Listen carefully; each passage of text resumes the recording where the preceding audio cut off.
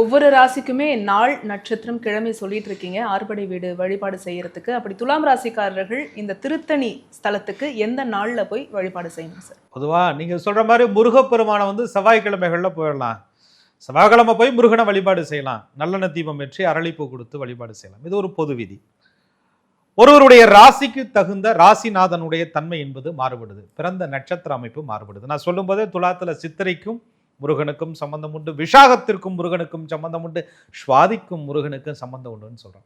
அவரவர்களுக்கு உகந்த ஜென்ம நட்சத்திரத்திற்கு தாராபலன் அடிப்படையில் சேமதார சம்பத்துதார இந்த மாதிரி நல்ல தாராபலன் அடிப்படையில் அவர்கள் தன்னுடைய நட்சத்திரத்துக்கு தகுந்த தாரைகளை தேர்வு செய்து அதற்குரிய நாளாக அந்த வெள்ளிக்கிழமையும் அமைந்து விட்டால், பொதுவாக வெள்ளிக்கிழமை துலாம் ராசிக்காரர்கள் முருகனை வழிபாடு செய்வது மிக மிக சிறப்பு.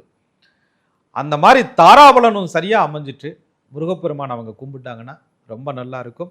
சஷ்டியும் வெள்ளிக்கிழமையும் ஒருங்கே இணைந்த நாளில் துலாம் ராசிக்காரர்கள் முருகப்பெருமானுடைய ஸ்தலம் அந்த திருத்தணி போயிட்டு வர்றது அவங்க வாழ்க்கையில பெரிய மாற்றங்கள் நல்ல அமைப்புகளை கொடுக்கும். துலாம் ராசிக்காரர்கள் ஒரு விஷயத்துல தோத்து போறது, தோல்வி அடைகிறது, அல்லது சில விஷயங்கள்ல முடிவெடுக்க முடியாம தவிப்பது, இது எல்லாமே பார்த்தீங்கன்னா அவங்களுக்கு ஞானம் இல்லாம இல்லை. விஷய ஞானங்கள் அறிவு ஞானங்கள் நிறைய இருக்கும்.